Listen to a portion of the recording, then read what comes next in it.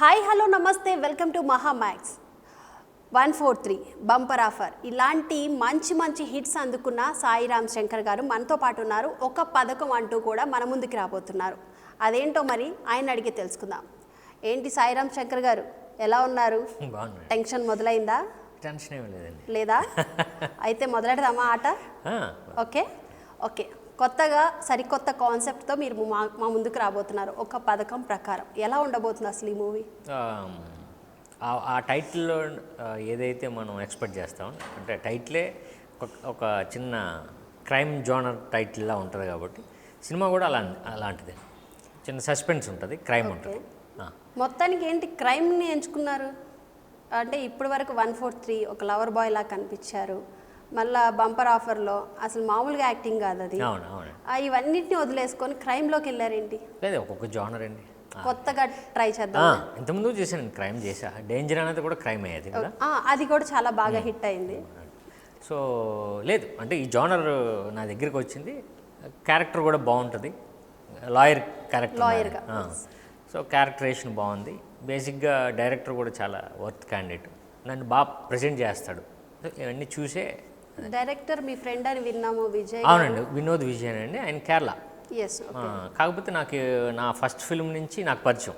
అప్పుడు తెలుగులో ట్రై చేస్తుండే 2005లో ఇక్కడ తెలుగులో ట్రై చేశాడు బాగా. అప్పుడు నాకు కథ చెప్పాడు. సో మీకు ఇప్పుడు లైఫ్ ఇస్తున్నారు అనమాట, మీరు ఆయనకి లైఫ్ ఇస్తున్నారు అనుకోవచ్చు. లేదు, ఎందుకంటే సినిమా బాగుంటే చాలా మందికి ఉపయోగపడుతుంది కదండి.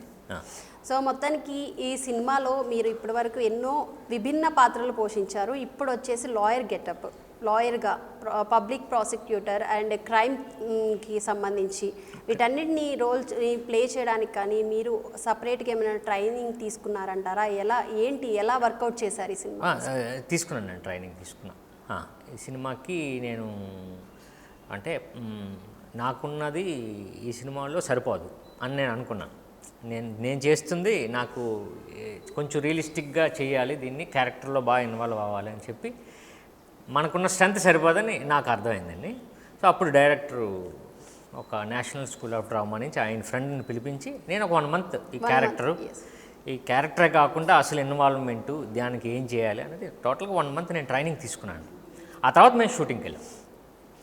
సో మరి ఇప్పుడు మీరు ఎన్నో సినిమాలు చేస్తున్నారు, ఇంకా మీ బ్రదర్ కూడా మంచి డైరెక్టర్. మనం విన్నాం పూరి జగన్నాథ్ గారు అంటే మామూలు హిట్స్ కాదు, పోకిరి కానీ అసలు ఆయన డైరెక్షనే సూపర్ ఉంటుంది.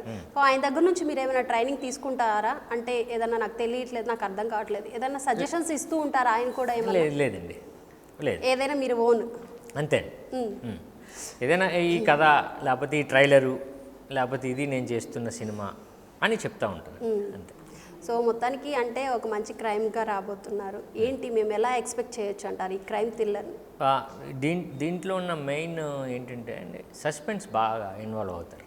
అంటే సస్పెన్స్ ఏంటంటే విలన్ అన్నది ఎవరో తెలియదు మనకి. సో అది మేజర్ ఎలిమెంట్ అండి మా సినిమాకి. ఓకే. దానితోడు మంచి కథ ఉంటుంది. సో ఎప్పటికప్పుడు ట్విస్టులు ఉంటాయి. ఒక రియలిస్టిక్ అప్రోచ్ ఉంటుంది సినిమా అంతా. అంటే చాలా అంటే మలయాళీ డైరెక్టర్స్ కాబట్టి, సో మనం ఏదో ఒక మలయాళంలో సినిమాస్ ఇప్పుడు మనం బాగా చూసాం కాబట్టి, సో అలాంటి రియలిస్టిక్ అప్రోచ్ ఉంటుంది సినిమా. కొత్తగా జనాలకైతే మన స్క్రీన్లో, బిగ్ స్క్రీన్లో కొత్తగా అయితే వాళ్ళు ఫీల్ అవుతారు. సో మొత్తానికంటే ఇప్పుడు ఈ ఏదైతే ఒక పథకం ప్రకారం ఒక సినిమాని ఇప్పుడు మనం ట్రైలర్ చూసాం, ఆ ట్రైలర్ చూస్తే అసలు హీరో ఎవరు, విలన్ ఎవరు అనేది ఒక కన్ఫ్యూజ్గా ఉంది. అంటే మీరు ఒక కాన్సెప్ట్ కూడా పెట్టినట్లున్నారు, February 7th రిలీజ్ కాబోతుంది. ఆ థియేటర్లోనే విలన్ ఎవరో కనిపెడితే, ఏది ఇంటర్వెల్ సీన్స్కి ముందే కనిపెడితే కూడా ఒక 10,000 బహుమతి ఇస్తామంటూ కూడా చెప్తున్నారు కదా. సో ఇప్పుడు నేను రివీల్ చేయొచ్చు అంటారా? నాకు అనిపించింది, అది ట్రైలర్ చూస్తే నాకు అనిపించింది, నాకు మీరే విలన్ అనిపిస్తుంది, విలన్ కమ్ లాయర్. అంతే. అయితే ఇప్పుడు నాకు 10,000 ఇచ్చేస్తున్నారు. 7th ఇచ్చేస్తాను. నిజంగా? నిజంగా. సో ఎలా ఉండబోతుంది అంటే ఏంటి అంత సస్పెన్స్గా ఎందుకు? మీ ట్రైలర్లో ఏదైతే అది కన్ఫ్యూజన్ ఉందండి, థియేటర్లో కూడా అదే ఉంటుంది. చాలా అంటే స్క్రీన్ ప్లే చాలా అంటే స్ట్రాంగ్గా ఉంటుందండి. ఎవరు విలను అన్నది మనం చెప్పలేం. అందుకనే పట్టుకుంటే 10,000 అనేది ఒక కంటెస్ట్ పెట్టామండి. ఇంటర్వెల్కి మీకు ఇచ్చిన స్లిప్ మీద మీ ఆ క్యారెక్టర్ ఎవరు అనుకుంటున్నారో రాసి బయటకు వచ్చి మా వ్యక్తి అక్కడ ఉంటారు, ఆయనకి ఇచ్చేస్తే క్లైమాక్స్ తర్వాత మీరు రాసింది ఉందనుకోండి, మీరు వెళ్ళి 10,000 తీసుకోవచ్చు. మీతో పాటు ఇంకొకరు ఎవరు రాశారనుకోండి, ఇద్దరిలో ఒక లాటరీ వేస్తాం.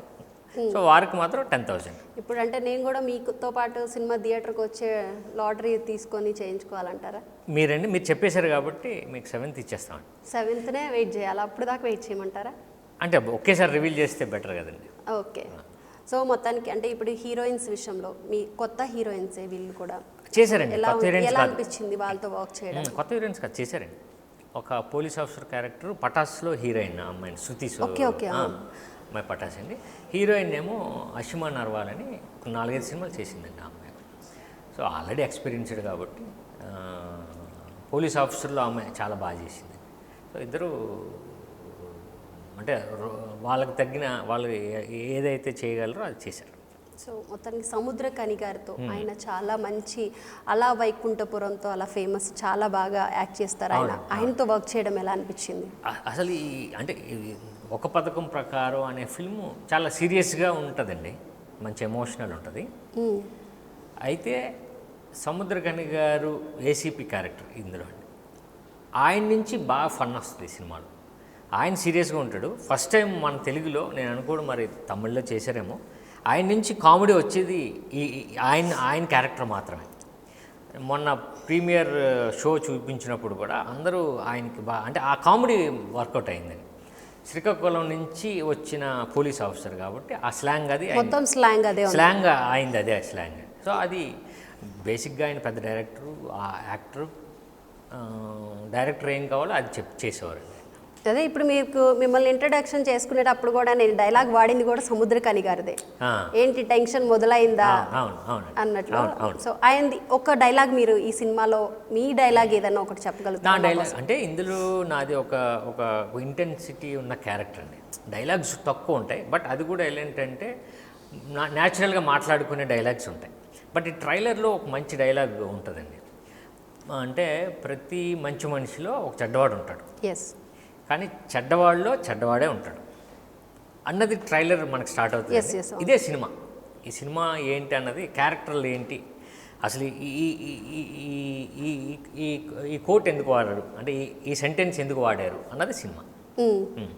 సో మొత్తానికి లాయర్గా అండ్ సస్పెన్స్ థ్రిల్లర్తో మీరు ముందుకు రాబోతున్నారు. అండ్ ఇంకొకటి ఏంటంటే ఇక్కడ చూసుకుంటే art director and makeup man కూడా నేషనల్ అవార్డ్ విన్నర్స్, వాళ్ళతో వర్క్ చేయడం ఎలా అనిపించింది? మొత్తం 6 నేషనల్ అవార్డ్ విన్నర్స్ అండి ఈ సినిమాకి. డైరెక్టర్ ఒక నేషనల్ అవార్డ్ విన్నర్, తర్వాత డిఓపి ఆయన ఇండియాలో టాప్ 10లో ఒకరండి ఆయన. సో హిందీలో ఇప్పుడు అన్ని బాలీవుడ్ ఫిల్మ్సే చేస్తారు ఆయన. గ్యాంగ్స్ ఆఫ్ వసేపూర్ ఇవన్నీ చేశారు ఆయన, దేవుడి, చాందిని బార్. అలానే ఆర్ట్ డైరెక్టర్, మేకప్ మ్యాన్, వీళ్ళందరూ అంటే నేషనల్ అవార్డ్ విన్నర్స్ కాబట్టి ఆ సినిమా అందుకే కొంచెం స్టాండర్డ్లో ఉంటుందండి. సో అంటే మనం ఆ క్వాలిటీ కానీ అది మనం ఎంజాయ్ చేస్తాం. అంటే సినిమాని వీళ్ళు సినిమాగా కాదు, దాన్ని ఇష్టపడి చేశారు అన్నది ప్రతి క్రాఫ్ట్లో స్క్రీన్ మీద కనిపిస్తుంది. సో అంటే ఇప్పుడు మనం చూసుకున్నాము, ఇప్పుడు వరకు మీరు ప్లే చేసిన రోల్లో ఈ రోల్కి కూడా కొంచెం వేరియేషన్ అనేది కంపల్సరీ, ఏదో ఒక రోల్కి కంపల్సరీ వేరియేషన్ ఉంటుంది. న్యాచురాలిటీ అనేది చూపించాలి, లాయర్ అనేది న్యాచురాలిటీ చూపించాలి.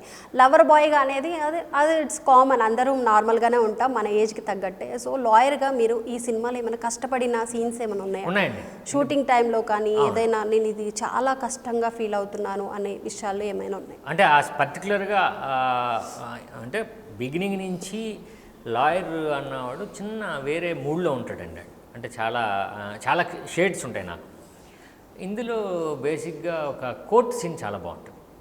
సో నా కోర్ట్ సీన్లో ఏంటంటే నా కేసు నేను వాదించుకుని ఎలా నేను బయటకు వస్తా అన్నది ఆ సీన్ చాలా కొంచెం లెంతీగా ఉంటుంది సీన్ అండి. బట్ చాలా పర్ఫార్మెన్స్ చేయాల్సిన సీన్, అది నాకు బాగా నచ్చిందండి. సో అంటే ఇప్పుడు మీరు మొత్తానికి అంటే ఏదైనా కానీ ఒక టేక్లో అయిపోగొడతారా, లేకపోతే ఇంకా ఎక్కువగా తీసుకుంటున్నారంటారా? అంటే ఒకటండి, అంటే టేక్లు ఎక్కువ చేస్తే మనకు రాదనో, టేక్లు తక్కువ చేస్తే బాగొచ్చునో కాదు, కానీ అంటే డైరెక్టర్కి కావాల్సింది ఎంత తెలీదు ఒక్కొక్కసారి. సో టేక్లు లెక్క ఉండదు, మనం వచ్చేంత వరకు మనం చేస్తూ ఉంటామండి. డైరెక్టర్కి ఇష్టపడేంత వరకు, అది 1 అవ్వచ్చు 10 అవ్వచ్చు, అండ్ చేయాలి. బ్యాక్గ్రౌండ్ మ్యూజిక్ మన సినిమా ఎంత ముఖ్యమో దాంట్లో హీరో హీరోయిన్స్ ఎంత ముఖ్యమో విలన్ ఎంత ముఖ్యమో మ్యూజిక్ అనేది కూడా అంతే ఇంపార్టెంట్. సో బ్యాక్గ్రౌండ్ మ్యూజిక్ వింటే చాలా బాగుంది. సో మ్యూజిక్ పరంగా సాంగ్స్ కానీ అవన్నీ కూడా చాలా బాగా అనిపించినాయి. ప్రేక్షకులను కూడా బాగా 10 lakhs వ్యూస్ మనకి ట్రైలర్ వెళ్ళిందంటే ఇట్స్ నార్మల్ విషయం కాదు. సో బ్యాక్గ్రౌండ్ మ్యూజిక్ విషయంలో మీరు ఎలా ఫీల్ అవుతున్నారు? మంచి రెస్పాన్స్ వచ్చింది కాబట్టి. చాలా అండి. అంటే గోపి సుందర్ గారు బీజిఎం ఆయన చేశారు. అంటే మీరు ట్రైలర్లో చూసిన దాన్ని బట్టి అర్థమవుతుంది. సినిమా కూడా అంటే సస్పెన్స్ థ్రిల్లర్స్కి బాగా బీజిఎం చాలా అవసరం. ఎస్, అంటే డైరెక్టర్ సీన్స్ని ఆయన ఎలివేట్ చేశారు. మీరు ఫస్ట్ నుంచి లాస్ట్ వరకు ఆ మూడ్ ఉంటుందండి ఆయన బ్యాక్గ్రౌండ్ స్కోర్లో. ఇక సాంగ్స్ మ్యూజిక్ డైరెక్టర్ వేరే 2 సాంగ్స్ కూడా రాహుల్ రాజు గారని ఇక్కడ ఓ మై ఫ్రెండ్ చేశారు మన సిద్ధార్థ శృతి హాసన్. అక్కడ ఇప్పుడు చాలా పెద్ద మ్యూజిక్ డైరెక్టర్. సో ఆయన 2 సాంగ్స్, ఒకటి మెలోడీ ఒకటి సాడ్ సాంగ్, 2 కూడా బాగా శ్రీరామ్ గారు పాడారు. 2 కూడా మంచి సాంగ్స్ అండి. సో ఇది సాంగ్స్ బ్యాక్గ్రౌండ్ స్కోర్ ఏంటంటే ఆ సాంగ్స్ కథ నడుపుతూ ఉంటాయి. ఈ బ్యాక్గ్రౌండ్ స్కోర్ అసలు అల్టిమేట్ సినిమాకి. సో ఇప్పుడు కొంచెం సేపు మనం సినిమా విషయాలు ఈ సినిమా గురించి పక్కన పెట్టి ఒకసారి మీ పర్సనల్ లైఫ్లోకి వెళ్దాం. మీ అంటే ర్యాపిడ్ ఫైర్ క్వశ్చన్స్ లాగా అనుకోండి. మీకు బాగా నచ్చిన డైరెక్టర్ ఎవరు? అంటే డెఫినెట్గా మా అన్నయ్య అవుతారండి. అన్నయ్య కాకుండా చాలా మంచి పెద్ద డైరెక్టర్లు ఉన్నారు కదండి మన తెలుగులో. ఇప్పుడు అందరూ ఒక్కొక్కరు ఒక్కొక్క కైండ్ ఆఫ్ ఫిల్మ్స్. ఇప్పుడు అందరూ ఫస్ట్ ఇప్పుడు రాజమౌళి గారు అంటే మన సినిమాని ఎక్కడికో తీసుకెళ్ళారు. నేను ఎక్స్పెక్ట్ చేశాను మీరు మీ అన్నయ్య పేరే చెప్తారు అని. ఎక్స్పెక్ట్ చేయడం అని నేను అదే చెప్తాను. సో అన్నయ్య దగ్గర అంటే మీకు బాగా నచ్చిన విషయం ఏంటి? అంటే ఏదైనా సరే ఇప్పుడు లొకేషన్లో అయితే అండి క్విక్ డెసిషన్ ఉంటుంది. అంటే ఫటాఫట్ ఇప్పుడు ఆ సినిమాకి ఇప్పుడు ఈ సాయంత్రం మనం చేయాలి. ప్రొడ్యూసర్ ఒక ఇన్వెస్ట్ చేస్తున్నారు, సాయంత్రానికి మనం ఒక సీన్ చేయాలనుకుంటున్నాం. బట్ ఏదో చిన్నది మనకి డిస్టర్బెన్స్ అవుతుంది. బట్ దాన్ని ఆల్టర్నేట్ చేసి దాన్ని మళ్ళీ సీన్ యాజ్ ఇట్ ఈజ్గా మనం అనుకున్నట్టు రావాలి అనే డెసిషన్ తీసుకొని చేసేస్తారు. సో అది క్విక్ డెసిషన్. ఇంకొకటి ఏంటంటే ఆయన ఇప్పుడు ఈ సినిమా ఇలా అయింది, రిజల్ట్, ఆ సినిమా రిజల్ట్ అయింది, ఈ రిజల్ట్లు ఉన్నాయి కదండి, ఈ రిజల్ట్తో సంబంధం లేదు ఆయనకి. నెక్స్ట్ ఏంటి, హిట్ అయింది ఇంకో సినిమా ఏంటి, ఫ్లాప్ అయింది ఇంకోటి ఏంటి, అంతే. సో మొత్తానికి అంటే ఇప్పుడు రీసెంట్గా ఒక సినిమా వచ్చింది లైగర్ అనే సినిమా, లైగర్ సినిమా. అది కూడా ఫ్లాప్ అయినా కూడా పూరి జగన్నాథ్లో ఒక నో టెన్షన్, అసలు నేను సినిమా తీశాను, హిట్ అవని ఫ్లాప్ అవని నాకేం ప్రాబ్లం లేదు, నెక్స్ట్ సినిమాకి నేను ఫర్దర్గా ఇంకొక హార్డ్ వర్క్ చేస్తాను అనే ఫీల్తో ఆయన ఉంటారు. సో మీరు కూడా అలా ఎప్పుడైనా అంటే డిసప్పాయింట్ అయిన విషయాలు ఏమైనా ఉన్నాయంటే? అంటే నేను కూడా అంటే ఆయన దగ్గర నుంచి ఉన్నాను కాబట్టి అండి, నేను కూడా తక్కువ అంటే అది ఉండదు, ఫీల్ అవ్వరు, ఉండదు. ఉన్నా మళ్ళీ మార్నింగ్కి మళ్ళీ సెట్ అవుతుంది. అంటే ఇప్పుడు మళ్ళీ అయిపోయింది, ఇప్పుడు ఇంకొక సినిమా ఏంటి నెక్స్ట్. ఇప్పుడు మీకు ఒక సినిమా మంచి భారీ ప్రాజెక్టుతో ఇప్పుడు మనం బాహుబలి కానీ RRR కానీ ఇలాంటి సినిమా వస్తే మీరు ఇమీడియట్గా నిర్ణయం తీసేసుకుంటారంటారా? మీరైనా తీసుకుంటారు, నేనే. ఎలాంటి రోల్ ప్లే చేయాలని ఉంది అంటే ఒక్కొక్కరికి ఒక్క డ్రీమ్ ఉంటుంది. ఇప్పటి వరకు చాలా సినిమాల్లో అన్ని డిఫరెంట్ రోల్స్ ప్లే చేశారు. మీకు ఎలాంటి రోల్ అనేది ఒక డ్రీమ్గా ఉంది? డ్రీమ్ అంటే నాకేమనిపిస్తుంది అంటే అసలు టోటల్ మేక్ ఓవర్ మారిపోయే సీన్స్, క్యారెక్టర్స్ ఉంటాయి కదండి. ఇప్పుడు లాయర్ ఉన్నారు, ఓకే, ఇందులో కొంచెం నాకు లాయర్తో పాటు చిన్న వేరియేషన్స్ కూడా ఉంటాయి. ఇందులో మేక్ ఓవర్కి ఇందులో ఒక స్కోప్ ఉందండి. అలా కంప్లీట్ మనం కాదు అనుకునే క్యారెక్టర్స్ ఉంటాయి కదండి. అంటే క్యారెక్టరైజేషనే కాదు, మన లుక్ మారిపోవాలి.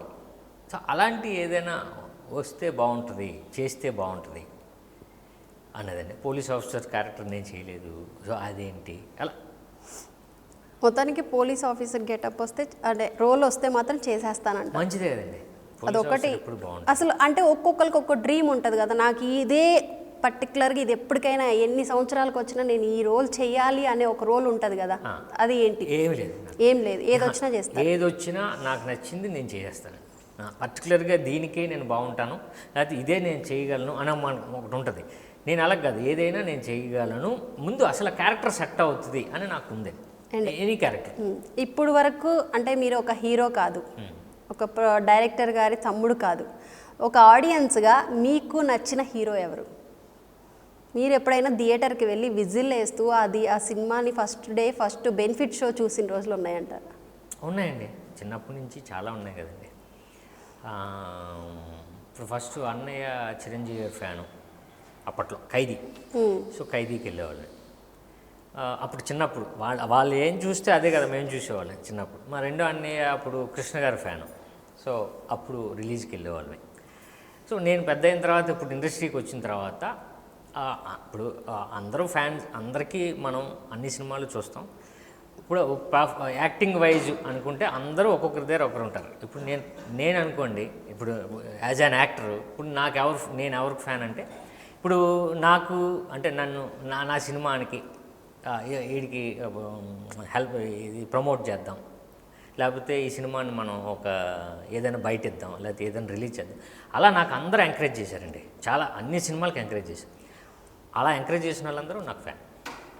ఇప్పుడు పర్టికులర్గా ఒక హీరో పేరు చెప్పండి. అందరూ అండి, అందరూ ఎవరి పేరు చెప్తే ఏమనుకుంటారా అని ఫీల్ కదండి. హీరోయిన్స్లో ఎవరు ఇష్టం? శ్రీదేవి గారు.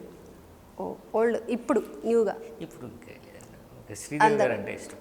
అందరినీ నడిపించేస్తామంట? లేదు, అలానే కాదండి. మనకు పర్టికులర్గా అప్పుడు ఆమె లేకపోయినా అందరికీ ఆ జనరేషన్ కాదు, ఇప్పటికి కూడా ఆమెను మించిన, ఆమె తర్వాత ఎవరైనా అందాల తార అన్నారు కదా, పర్ఫార్మెన్స్ ఏమన్నామండి, ఏదైనా. ఏదైనా. అండ్ ఇప్పుడు సాయిరామ్ శంకర్ గారు సింగిల్.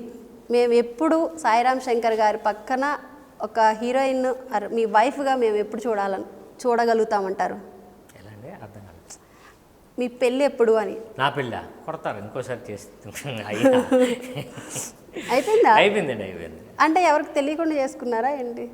ఏంటి పెళ్ళి చెప్తాం కదా, బట్ బిగినింగ్లోనే అయిపోయింది నాకు. ఓ, సో మొత్తానికి ఎలా ఉంది ఫ్యామిలీ లైఫ్? ఇద్దరు పిల్లలండి నాకు. ఓ వా. సో ఇప్పుడు ఇంకా మూవీలోకి వెళ్దాం.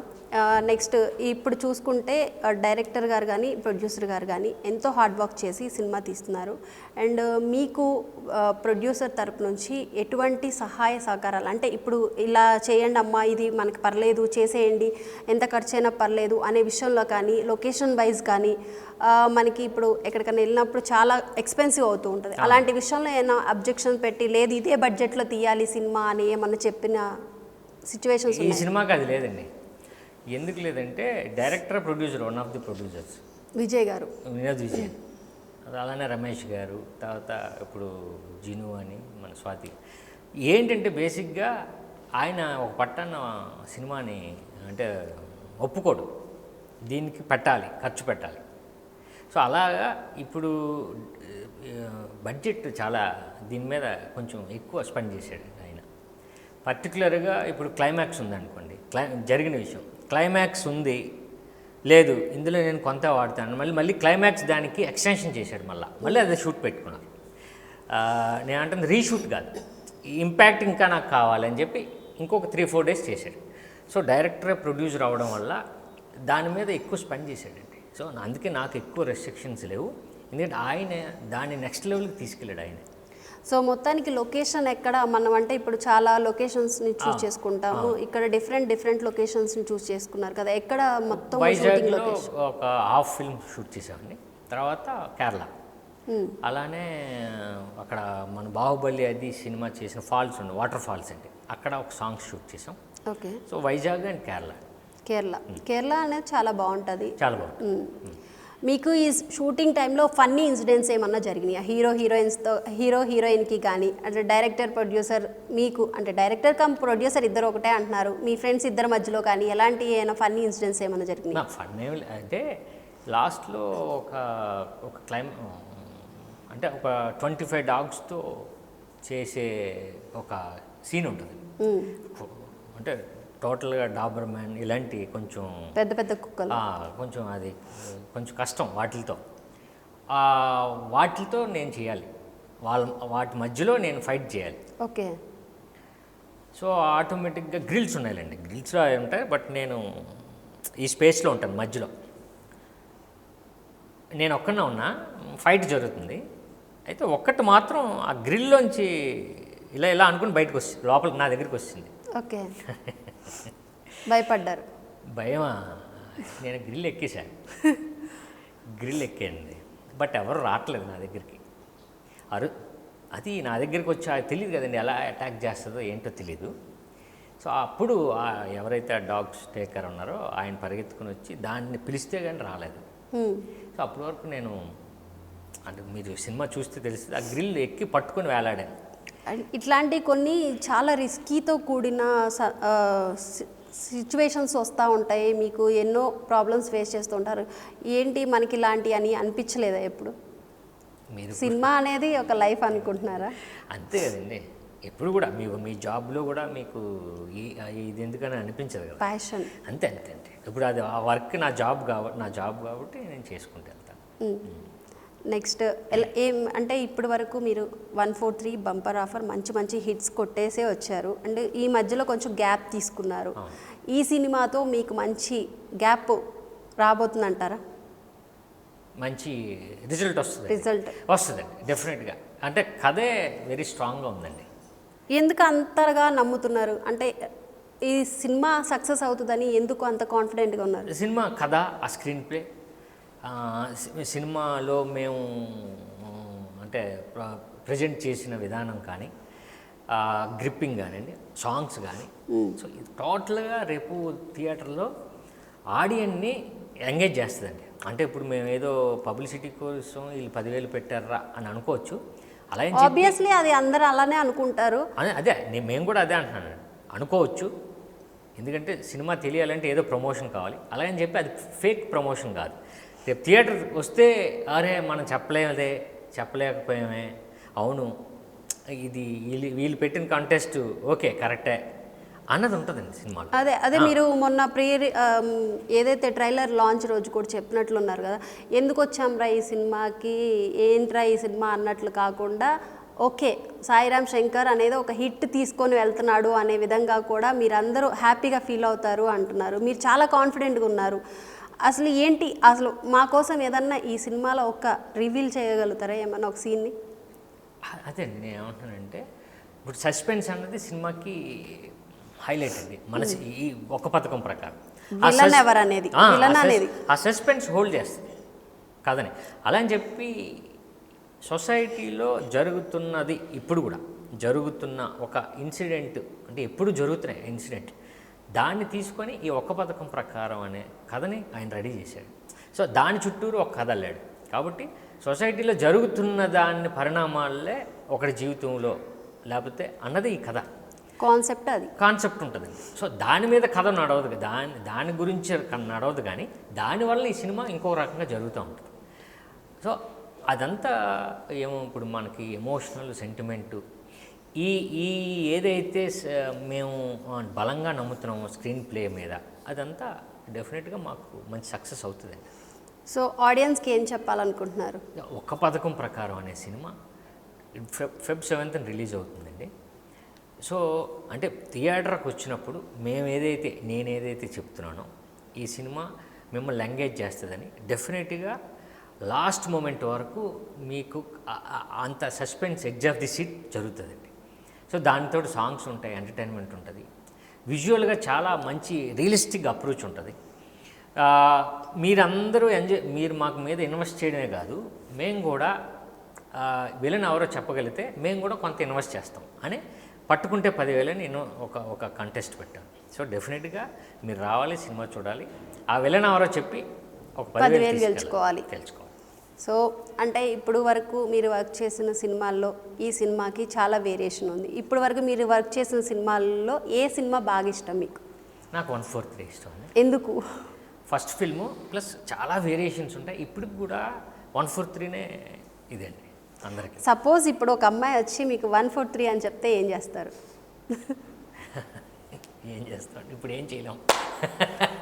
అలా అని కాదు, ఇప్పుడు నేనే అనుకున్నాను, నాకు అసలు నిజంగా మీకు మ్యారేజ్ అయిందని కూడా నాకు థాట్ లేదు, అసలు గుర్తు కూడా లేదు, అసలు అయిపోయిందని కూడా నేను అనుకోవట్లేదు ఇప్పుడు కూడా. అంటే మిమ్మల్ని చూస్తే ఇప్పుడు కూడా యంగ్గానే ఉన్నారు, ఒక అప్కమింగ్ హీరోలు ఎలా ఉంటారో అలా ఉన్నారు అనుకోండి. అలా అనుకోనే ఎవరైనా వచ్చి అమ్మాయి ప్రపోజ్ చేస్తే ఏం చెప్తారు? లేదు కదండి, టైం అయిపోయింది కదా. టైం అయిపోయిందని ఎలా చెప్తారండి? ఎంతమంది హర్ట్ అవుతారు? మరి ఏం చేయాలి, ఇప్పుడు మనకి ఒక లైఫ్, ఒక ఫ్యామిలీ అంతా ఉంటుంది కదండి. ఇప్పుడు ఏం చేయమంటారు మీరు చెప్పండి పని. సో ఇప్పుడు నేనే మీకు ప్రపోజ్ చేశాను అనుకోండి, యాక్సెప్ట్ చేస్తారా? అదే మీరు ఏం చేయమంటారు చెప్పండి అంటున్నాను. యాక్సెప్ట్ చేస్తే చాలా మంది ఫీల్ అంటే జస్ట్ నాకు ఫ్యామిలీ ఉందమ్మా పర్లేదమ్మా అని చెప్పేసి ఓకే, మీరు అంతగా ఇష్టపడి వచ్చి చెప్తున్నప్పుడు యాక్సెప్ట్ చేయాలి కదా. అది కాదు నేనేమంటున్నాను, మీరు ఏమంటారో చెప్తే డెసిషన్. నేను చెప్తే చేస్తా. అదే మీరు ఏమనుకుంటున్నారండి ఇప్పుడు నేను చెప్పాను నా డెసిషన్. ఇప్పుడు నేనైతే ఓకే నార్మల్. ఫ్యామిలీ కదా. సో ఇంకా ఇంకా ఇంకా ఇంకా మీరు ఇలాంటి సినిమాలు క్రైమ్ థ్రిల్లర్ కాకుండా మంచి మంచి రోల్స్ ప్లే చేయాలి, అలాగే మీకు మంచి బ్రేక్ రావాలి. ఇలాంటి సినిమా, ఈ సినిమాతోనే మీరు మంచి ఒక ఏమంటారు మంచి బాహుబలి లాంటి రేంజ్లోకి ఈ సినిమా వెళ్ళాలని మనస్ఫూర్తిగా కోరుకుంటున్నాము. నిజంగా మీరు అంటే ఇన్ని రోజులు మీరు కష్టపడిన శ్రమ అవన్నీ వృధా పోకుండా ఈ సినిమా మంచి సక్సెస్ అందుకోవాలి. అలాగే మీ ఫ్రెండ్ విజయ్ గారితో కూడా వర్క్ చేయడం మీరు హ్యాపీగా ఫీల్ అవుతున్నారు. ఆ సినిమా ఆయన పడిన కష్టానికి కూడా మీరు కష్టపడిన దానికి అందరికీ కూడా సక్సెస్ రావాలని మనస్ఫూర్తిగా మా నుంచి, మా మహా మ్యాక్స్ నుంచి, మహా న్యూస్ నుంచి స్పెషల్గా కోరుకుంటున్నాం. మళ్ళా మీతో సక్సెస్ మీట్లో ఇంటర్వ్యూ చేయాలని మనస్ఫూర్తిగా కోరుకుంటున్నాను. Thank you so much sir. ఇది ఇవాల్టి స్పెషల్ ఇంటర్వ్యూ. కీప్ వాచింగ్ మహా మ్యాక్స్.